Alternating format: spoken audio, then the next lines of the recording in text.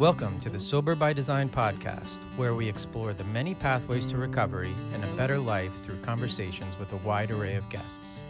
Whether you're sober curious, in recovery, or simply looking to improve your mental health and well-being, this podcast will have something for you. Each week, we sit down with inspiring guests from all walks of life who share their personal stories of struggle and triumph, offering valuable insights and practical advice on how to design a life worth living. From addiction and mental health to spirituality and creativity, we cover a wide range of topics that are relevant to anyone seeking to live a more fulfilling and authentic life. So join us on this journey of discovery, growth, and transformation, and start designing a new life.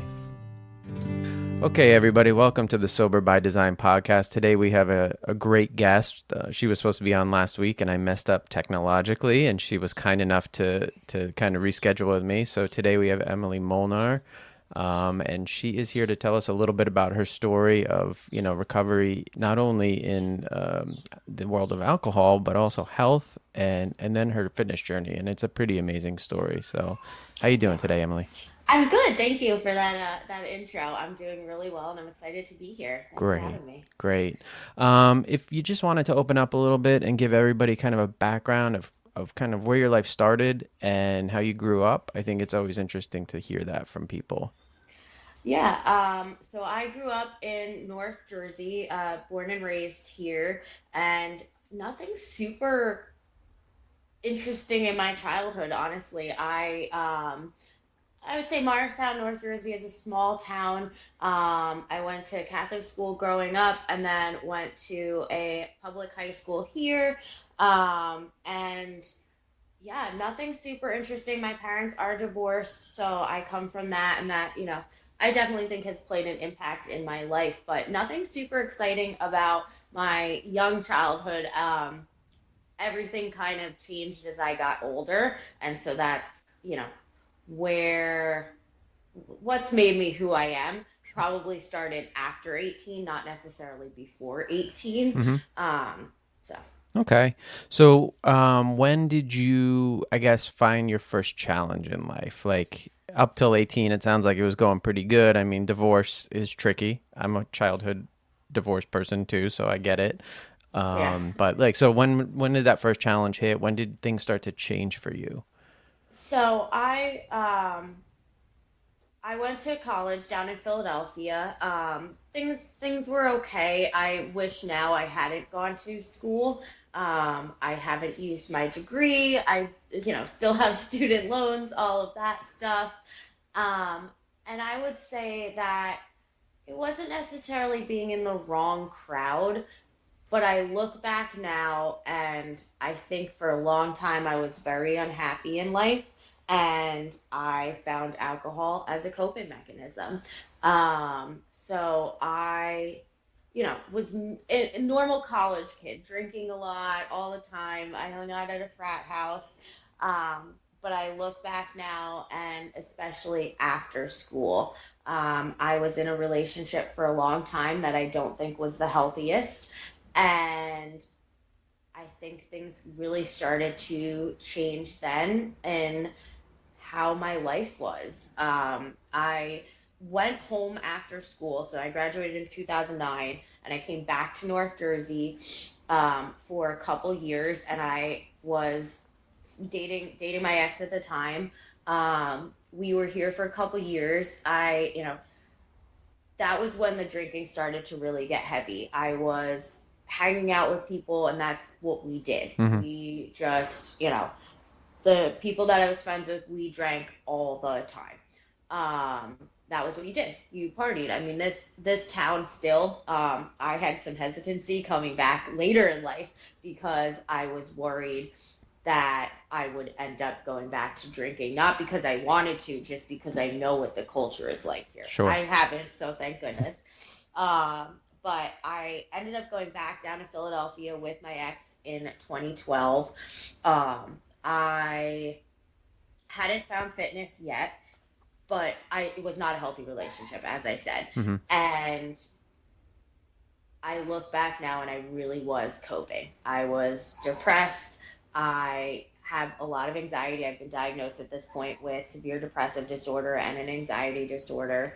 And I used alcohol to cope. I mean, it got really bad, but that was where I was. I was working in a job that I didn't like. It was extremely stressful. It was a sales type position, and it was very cutthroat, and there was a lot of client facing work where you're out taking your clients for drinks, that Hmm. kind of thing. So it was almost encouraged to be drinking. So all of these things, being unhappy at home without, going into a ton of detail about that, but Sure. being unhappy at home, you know, I was the breadwinner at the time. So working in a stressful job where I was working 60 hours a week, that kind of thing. It just led to all of these things kept compounding and compounding. Um, so I think that kind of gives a little bit of the backstory. I don't know if you have No, no, more. that's really a good backstory. I mean, I think, a lot of people end up coping through alcohol. They don't realize it at the time. You're coping with anxiety, you're coping with depression, you're coping with, some disappointment or, whatever it is. And then, couple that with a friend group that drinks, couple that with a town like Morristown, right? I mean, I know Yep. Morristown. It's every other storefront's a bar. Yes. It is just that way. I don't know how that ended up that way, but that's how it did. Um, and I think it's a story that a lot of people can relate to. So, thank you for sharing that part of it. Um, uh, so I know a little bit about your story. Again, I don't remember exactly how we became connected on Instagram. I don't know if it was through sobriety or CrossFit. I couldn't tell you, but we are. So I kind of know, a little bit of your backstory. When did, so you had like a relationship challenge. You had this drinking going on. Yep. Then at some point you had a health issue that I Yes. know. So when did So that kind of come about? I feel like that's weird. I feel like my life started um and changed in eventually for the better. So in 2016 my relationship ended, which thank God. And I feel bad saying that out loud, but like it's for the better. Hmm. Um And the end of that year, I was laid off from a position. So I found myself jobless, living by myself for the first time in 10 plus years. Um, and that was when the drinking just hit the worst. I mean, I'll be completely honest. I was waking up in the middle of the night to have a drink to stop shaking, to be able Mm. to go back to sleep. I couldn't have a cup of coffee in the morning without having had a drink, so I could physically function the Keurig. And it got pretty bad. And then I ended up in another pretty unhealthy, toxic relationship. This person was who helped me get sober. I'm extremely competitive. That's why I compete in CrossFit. And he said to me, "You will never stop drinking." And I said, "Watch me." And I quit drinking that day. I Wow. took my last drink, and that was it.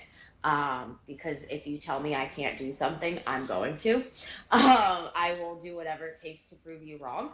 Um, and I love it about myself. I'm Yeah. not, ashamed of that. But so during that time, during that relationship, I had so many people had been telling me, "You need to try CrossFit. You're gonna love CrossFit." Hmm.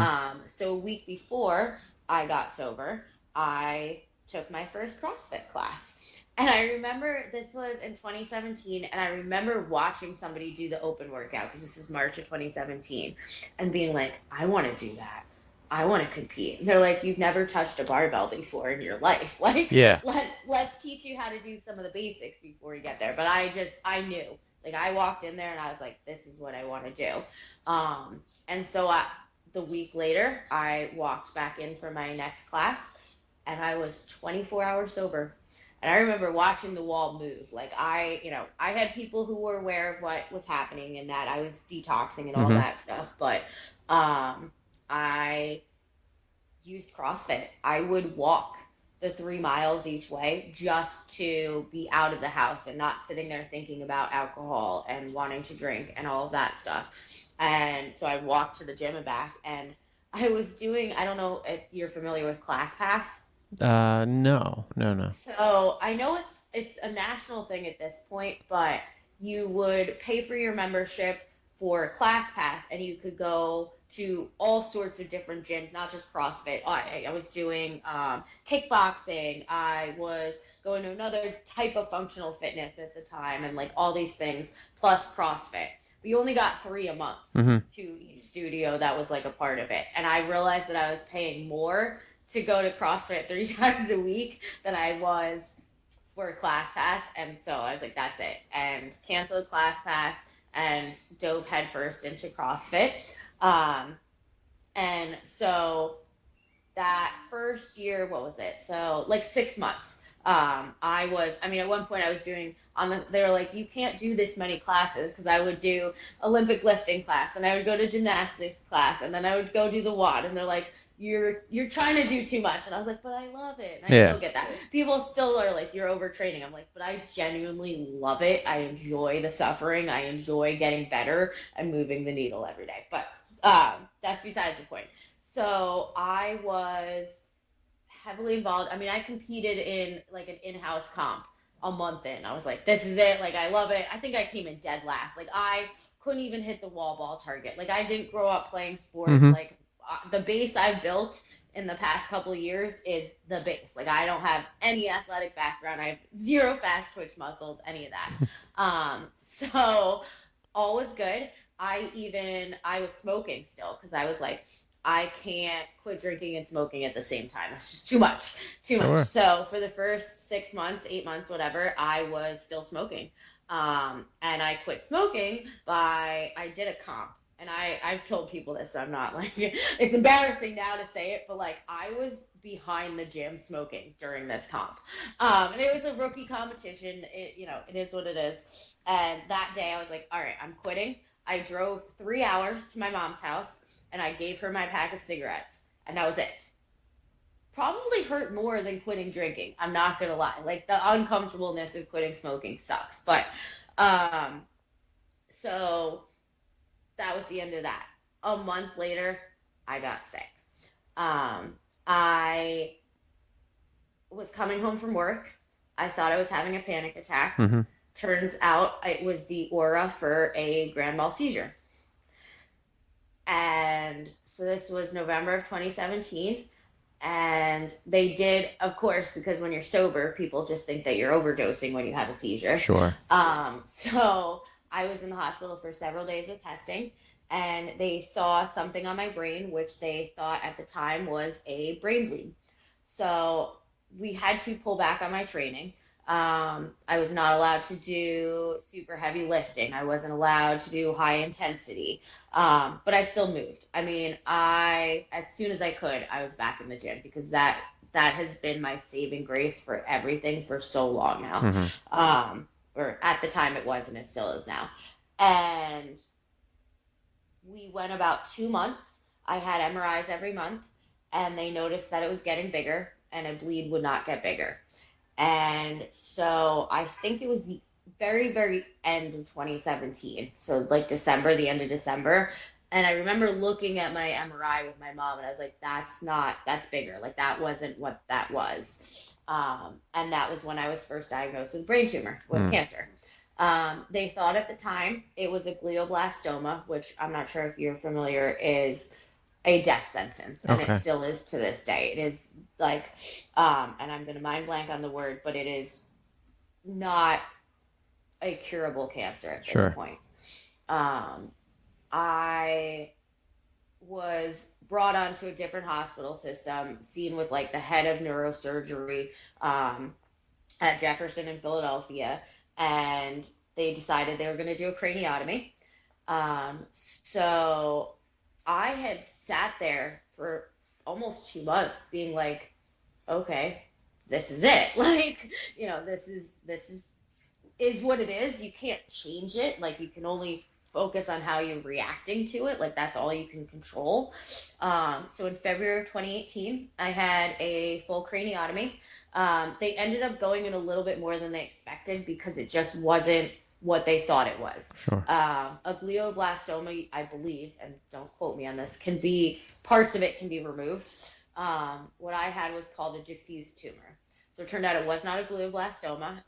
It was CNS lymphoma, which is very, very rare at this point, still is to this day, and they don't know much about it. But they had to go in a little bit deeper. So I do have a plate in the top of my head, a titanium plate. There's like a couple layers. But yes, I still love to do handstand push-ups. Sure. Nothing's gonna stop me. Everybody's like, how does it? Doesn't hurt unless I have a scrunchie that's Okay. like directly on it. So you'll never see me with this if I'm doing handstand Yeah. push-ups. But yeah, so that I mean, this is my favorite part, and I didn't realize it until this year that I did my first open workout. I want to say 10 days after having a craniotomy. Wow. I look back and I'm like, who thought that was a good idea? That's crazy. Because I had started during the Open, I didn't do the Open in 2017. So my first Open was the 2018.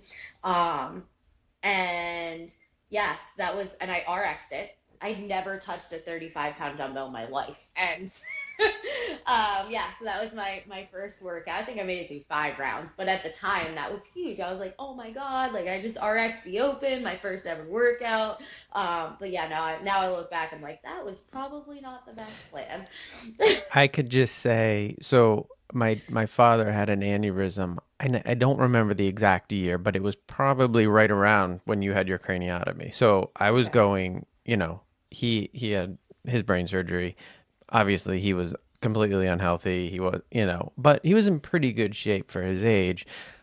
The way he looked for like 2 months was not able to do anything. So the fact that you went out there 10 days later is quite amazing. And maybe Thank you. I'm just going to I always put little disclaimers. We're not suggesting this is a good idea. Yes, please don't do that. I tell members today that I coach, I'm like, do what I say, not what I do. Like, please don't do what I do. I know it's not healthy, but I've earned that at this point. Like, Yeah.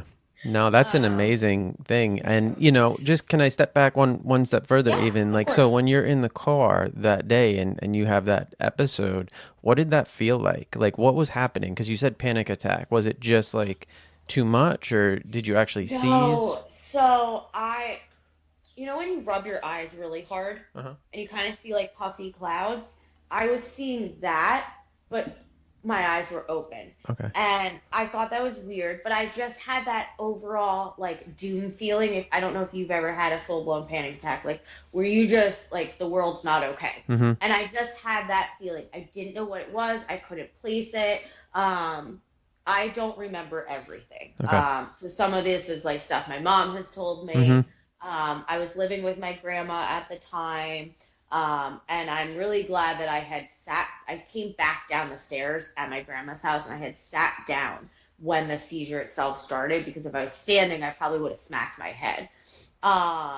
And I lost complete consciousness. Like I don't remember and like any of that. I do remember I came to briefly when the paramedics were taking me out of the house, but then I lost consciousness again. So I don't like it's very hazy. Like Mm-hmm. I remember going back to the hospital where I had been, like, because I was living outside of Philly at the time, and being like, I've been here before, like that kind of feeling, and like it's weird. It's a very, very strange, like that whole period of time, like even chemo, it just doesn't feel real. Like it feels like a dream. I'm like, this happened to me, like this is my life, like that wasn't, and it's a strange feeling that I Yeah, still I have. think that's a typical brain surgery kind of thing, though. Again, going back to my father, like he couldn't tell me what happened. He kind of lost 3 months of life.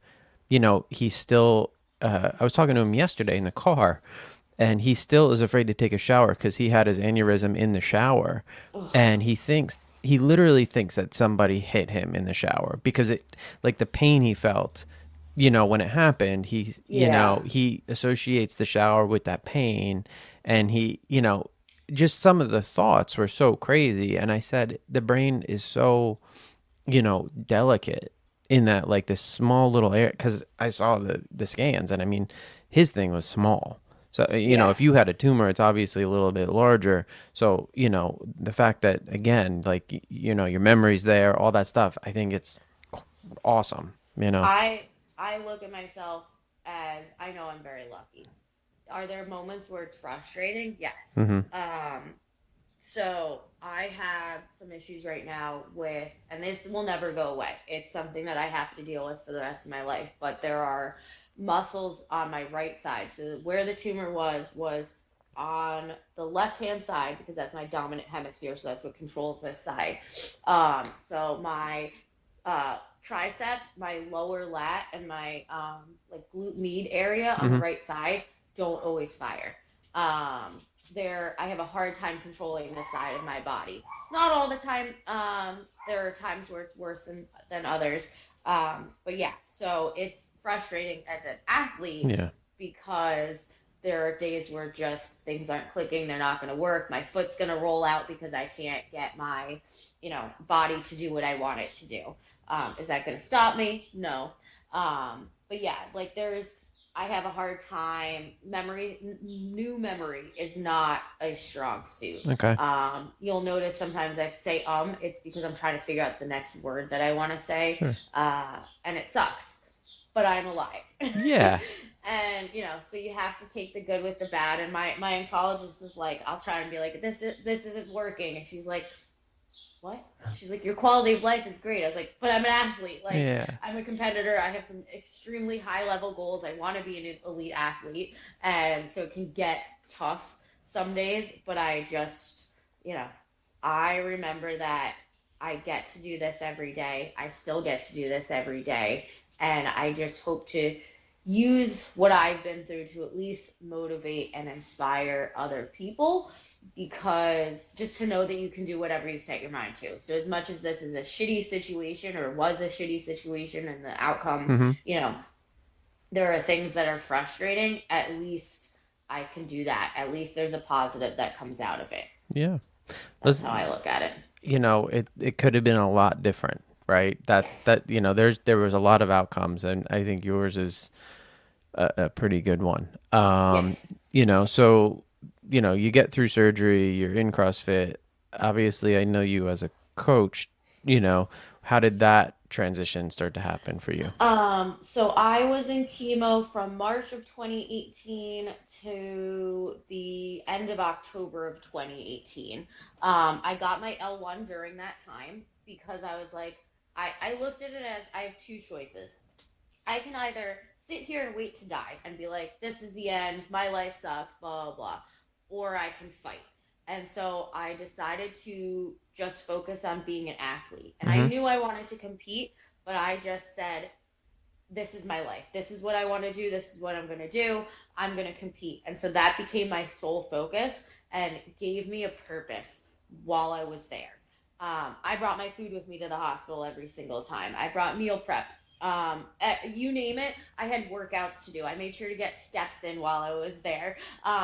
Everything that I could do and could control, I did.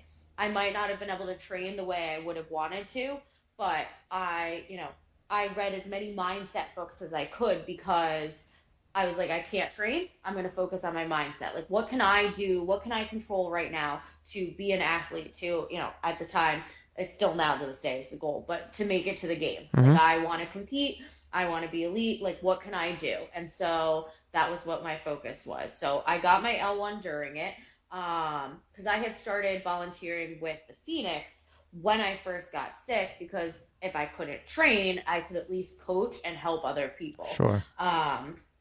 So I did that. So I had my L1, and then I actually got denied disability at the time because they said I had not had cancer for long enough. Oh. Yeah. So I started coaching in 2018 in November, like right after I was done treatment, because I had no choice. I had nothing. There was nothing I could do. Sure. So I started that and have been coaching ever since. So I started coaching 2017, but I really started in 2018. And I've made it a full-time thing, which is not easy to do. But it gives me the opportunity to A, help people because I know how important being healthy is, because I look at it as I quit drinking and then I quit smoking and then I got sick, which, yes, does that suck? But if I hadn't done those things, treatment would not have gone as well as it did. Right. And so, beyond wanting to motivate and inspire people, I know how important being healthy is. And so I just want to help other people.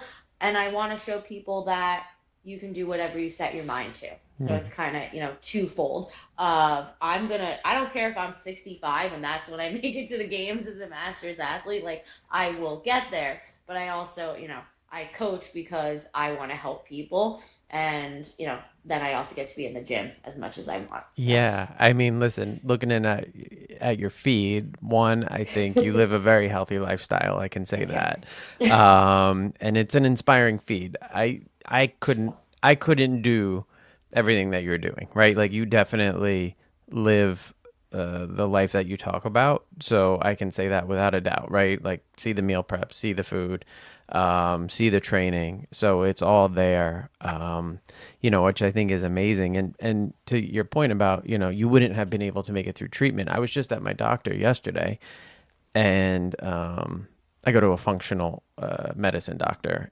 Okay. and, he knows my backstory about drinking. And he always reminds me that, even though I've been sober for just about 11 years, that like the time I spent drinking like killed my body, right? So like Yeah. I have to treat myself better now than a normal person, right? I have to take supplements. I have to supplement certain vitamins. Like there's certain deficiencies that I'm just going to have that others might not.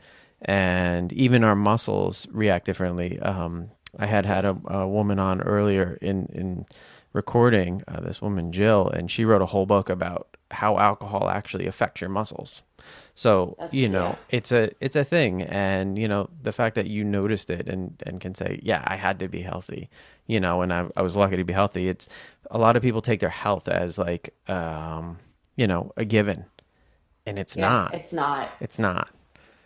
Your health isn't, and like that was the biggest thing I learned, especially like having when they thought initially like it was a different type of cancer. Like life is short. Like you need to be happy, you need to be healthy. It can all be taken away in the blink of an eye. And it sucks that it took me getting sick to realize that. So I try to share that, but I think people don't realize until it's too late. That everything can change. You don't see it coming, but as much as like it sucks, I'm so glad that it happened. And I know that sounds so strange, but like I love my life. Like I'm so happy. I love getting to do what I do every day. I love being dialed in. I love the workouts. I love every aspect of it. I mean, even my relationship now, I would not have met him if it wasn't for CrossFit. And it's so I'm just very grateful that everything in my life has led up to where it has. And you know, yeah, it sucks that I got sick. I can't remember words all the time, that kind of thing. But I'm alive and I'm enjoying the hell out of my life, and so that's I would not be here if it wasn't for all of that, Yeah. And it everything does I've been through. it does take an event sometimes for people to snap around, and it's either the loss of a loved one or our own illness, or something happens and it kind of snaps us around. And some people can hold on to that idea for forever. Some people hold on to it for a finite amount of time. But I think until you experience certain things, you just don't understand health, life, living to the fullest, all these things. The going back a little bit further, you gave up alcohol, you just quit, which is, Yeah. again, I'll caveat this, maybe not always the best idea. Yes, I've had a I couple other people on here, you do, if you're going to be at a certain level and you've been drinking and, and you might want to have like a medical detox kind of thing, but I did the same thing. So, yeah. I'm not going to lie. I just stopped drinking one day too. Luckily, I did not experience any sort of medical outcome from that. It's not Yeah. easy, but it sounds like what you did is you decided, okay, I'm going to stop drinking, and you had kind of already been at CrossFit, and that CrossFit became your community. So is community like a huge part of your like sort of recovery? Like, do you find it that like you're accountable to those people, so that helps, and or is it just like a whole lifestyle now? I would say it's a whole lifestyle. I'm well aware. I say this to people, yes, I replaced one addiction with another, but it's a hell of a lot better of an addiction than drinking was. And I'm okay with that.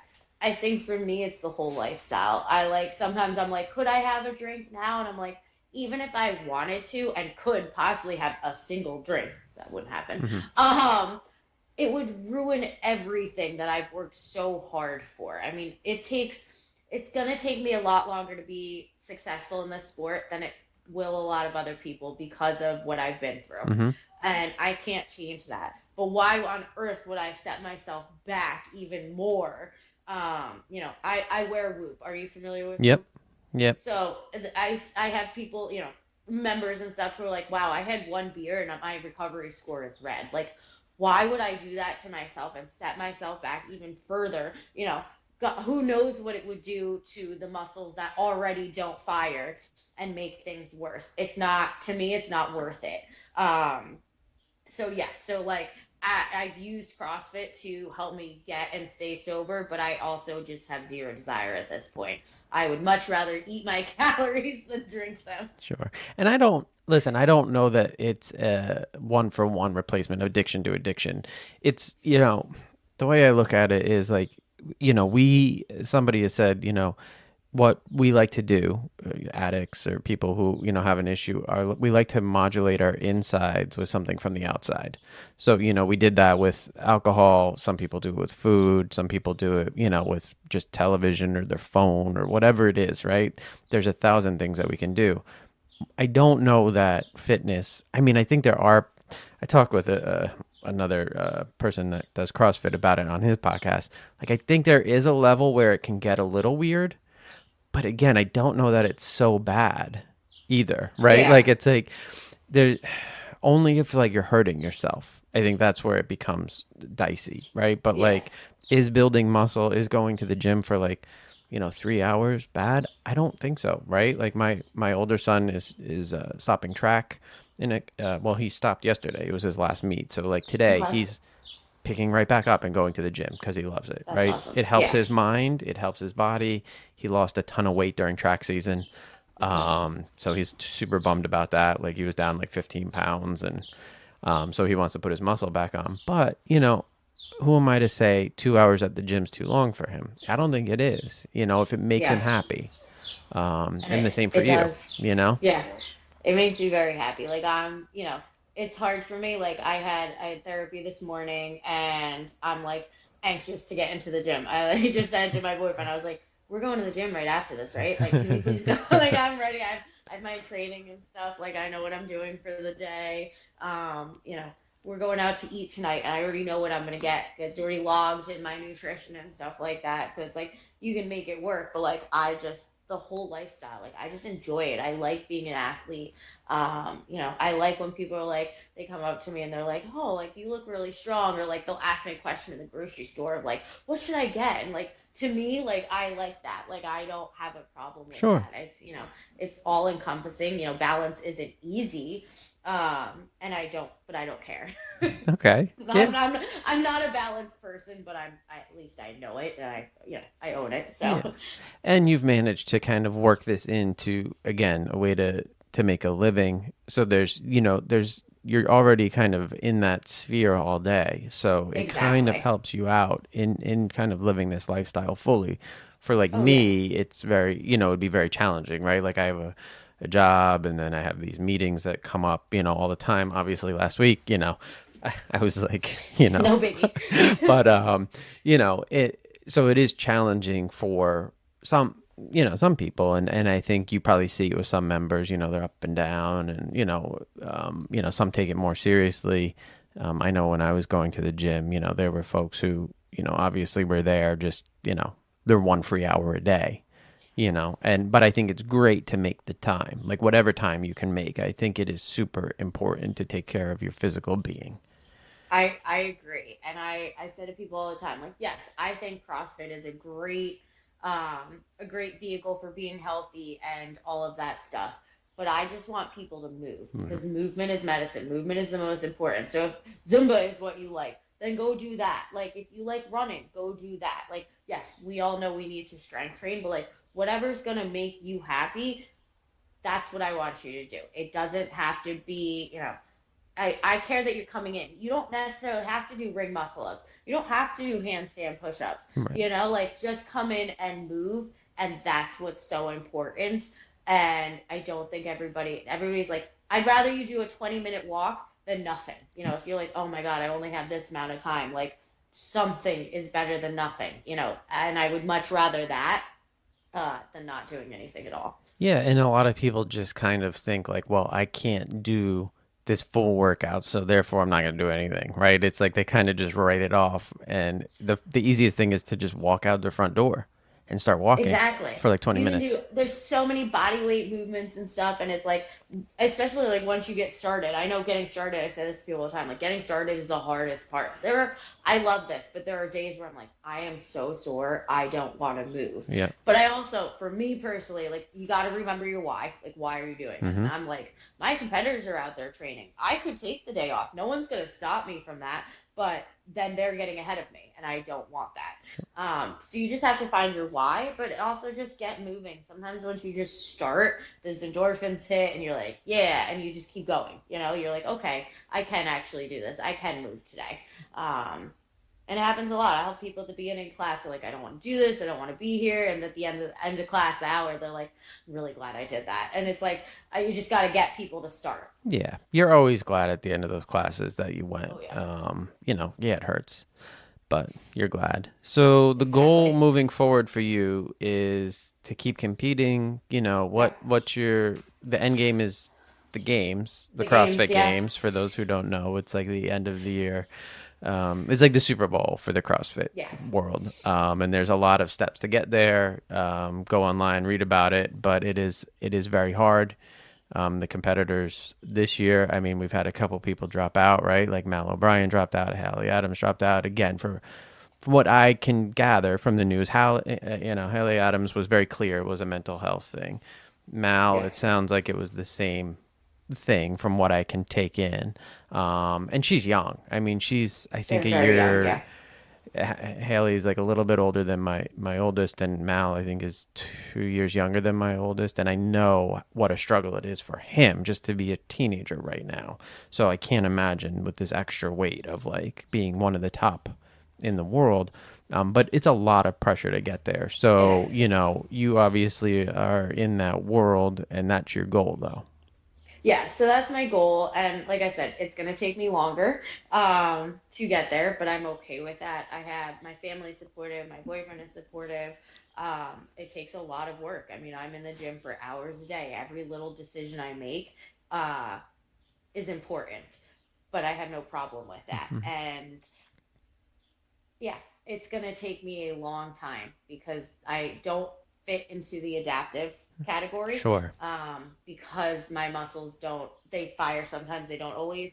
And I can make things happen. Like my brain has created new pathways, which is kind of cool with the way I do double unders, with the way I handstand walk. So like I've figured out workarounds, but I just know it's going to take me longer, but I love the journey. I love the process because I get to share along the way everything I'm going through. But yeah, that is the ultimate goal, but it's, focusing on one step at a time, one little bit, because you can't control the end goal, like I Right. can't control if they decide to take masters away, like that changes things. I can't stop that from happening if there's no more masters at the games or something like that.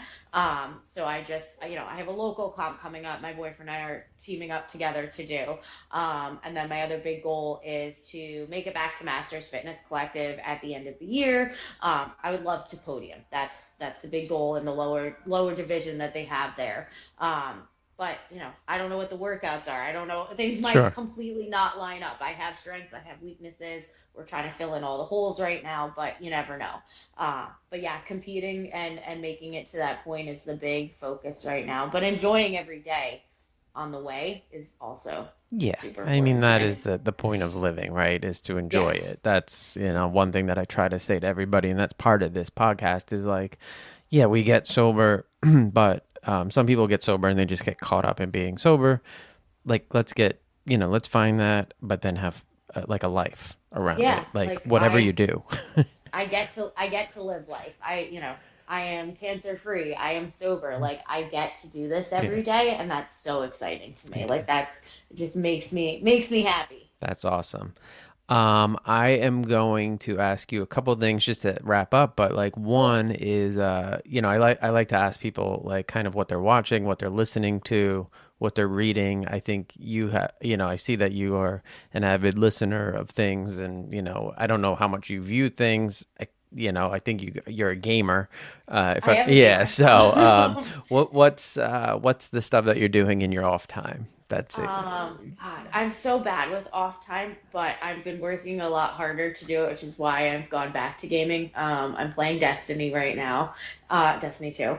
When I'm reading, it's gonna be something mindset, something that's gonna help me as an athlete. Should I try and have more like fiction in there? Maybe, but I just anything I'm reading is gonna be mindset related to help me. And I'm going to tell you right now, I'm completely mind blanking on the name of the book that I'm reading right now. That's all right. I can text you if Yeah, I can that's get fine. it to you. But yeah, you name it, like any of the athlete books that are going to help you. I'll never say Atomic Habits is a good one. Yeah. Definitely somewhere to start if you're looking to, kind of change your lifestyle little by little. What else? Am I watching anything right now? I don't even have cable at my house, if that says anything. Like Okay. in the morning, my morning routine is to watch CrossFit Uh-huh. just to get me hyped for the day. But you also never know what you're gonna learn, especially when Yeah. you're watching like the elite athletes, whatever it is, mayhem, that kind of thing. So Hmm. that's usually what I'm doing. And then podcast wise, let's see, what am I listening to?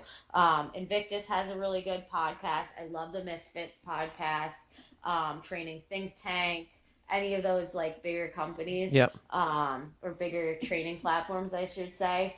Um, Brute did have a podcast, but they haven't been doing episodes lately. And then my favorite is Justin Sua. He has short little clips almost every day. He's one of my favorite mindset coaches out there. And so he has like 2 minute pieces in the morning. And I almost, it's part of my morning routine. If he's put one out, I listen to it in the morning. All right. And because Yeah. you are a coach, and I've had some coaches that their playlists, I'm like, eh. And others, there's one in particular that I always loved his music on a Friday. What's going on in your class music wise? Um, Depends on what the workout is. I have a lot of times right now because I'm at a new gym, I'm just picking whatever the like EDM hype playlist is. Okay. Okay. So for classes, there's that. If I'm training myself, it's gonna be either Meek Mill Radio, Okay. Philly, Yeah. Yeah. Yeah. or I have a playlist called Dominate, just that like stuff that gets me hyped up, a lot of effects. Hmm. I don't know if you're Yep. familiar Yep. with Yep. them or not, but that kind of thing, stuff that's just like, go get them, like let's go. All right. That's gonna be my thing. But then I love also if I can do a country day, like if I can get my class to be okay with Well, country, I will definitely do country. I love squatting to country. yeah, I had a couple country playlists going, at the gym. My favorite, and I'll just, Ari, was the trainer, and he would always just, have old school hip hop. So it was like Wu-Tang, Tribe That's Called awesome. Quest, and it wasn't for everybody, but No, it you hit, got you got to know your audience. So it hit like three of us in the class normally. that's awesome. Yeah. Yeah, uh, I just a lot of times like I struggle to do pop. Like yeah. it's so hard for me to sit there for like hours of pop music. Like I'll say this, I'm not a Taylor Swift fan. Like I will be the first to change it if she comes on. So yeah, I need a little bit more than that. Yeah, it's tricky. I typically try to give recommendations. The TV thing is getting hard just because I'm on all the time, And I can't watch enough TV to give recommendations every week. So I'm going to skip TV this week. Although I Here. am looking forward. I see on Netflix there's this show, and I heard about it. It's Chimp Empire. So it's this 5-part documentary about chimpanzees, Okay. and they kind of go through and each chimpanzee has a name, and they all like they kind of follow them, and they kind of show you the social structure of this group of chimps and how they actually communicate with each other. Very little verbal communication, but I am looking forward to watching that one. And then just staying on the music thing, for me today when I was working out, I noticed like my workout mix is basically at this point it becomes like Run the Jewels, which is Okay. Killer Mike, and Good stuff. yeah, ELP, and then NF, which I didn't. Yes. Yeah, so like it's weird because I'm definitely not like I'm not over. Well, I'm not religious at all, but like I really like Christian rap. I mean, there's other I Christian rap artists out there that I really enjoy. So I like I the idea of never it. knew that they were Christian rap. I never Yeah, it's like like I like some of their stuff's harder too. yeah, I'm not a big fan. So they have a song on pop radio right now that yeah. it's not my cup of tea.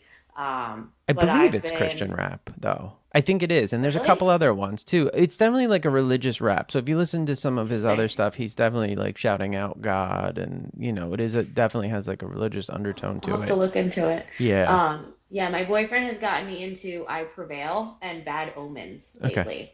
And that's been where we've been and when we're in the garage together working out, that's what we'll have on. So, Yeah. Yeah. It's definitely a different type of music that you're listening to when you're working out, right? I couldn't, oh yeah. today I was doing bench press and I was like, whatever song was on, I was not feeling it. And then a Run the Yeah. Jewels song came on. I was like, all right, I'm good. I'm Yes. good to Yeah, go. no. Yes. Whatever was on beforehand was not Not hitting. having it. Yeah. So, but yeah, it's a good thing to have music around when you're working out. Cool. I can row and watch TV, like, or like listen to a podcast. Like I can have like a show on in the background and just have that noise and I can row, but I Yeah. can't work out like with a podcast on. So, Yeah, I couldn't work out with a podcast on, and I have to be careful because if I'm doing zone two and I can't let my heart rate get high, I have to be careful what music's on because mhm, I'll end up going too fast and too much. So I definitely have to yeah, be selective yeah. about that. Yeah, for the past couple months, like I've been slowly getting back into working out. So like I had Okay. kind of fallen off, and that's why I was going to my doctor. And so the rowing for me was the entry back in, and Good. he said like slow rowing, So for me to slow row is like okay, I can watch a show and have it Yes. on and just kind of just go through the motions, and that was enough to get me back to okay, I can work out again. Yeah. But Good. yeah, That's exciting. yeah. Well, Emily, I appreciate your time today. I'm going to link your social media for Yes. sure. I think everybody should give you a follow because, again, you're Thank posting you. tons of content. It is showing you how to live a very healthy life. I don't know that everybody could meet what you're doing, but I take don't some of expect it. people to. Take what you want, leave the rest, as they say in AA, which I don't really go to, but I know their slogans. And but I think Yeah. it's a great follow. So hopefully Okay. everybody follows. I'll obviously link you in the Thank you. I post. appreciate it. Yeah, yeah. And thank you for having me. I appreciate it. Like I said, I want to share my story. I hope to motivate and inspire people.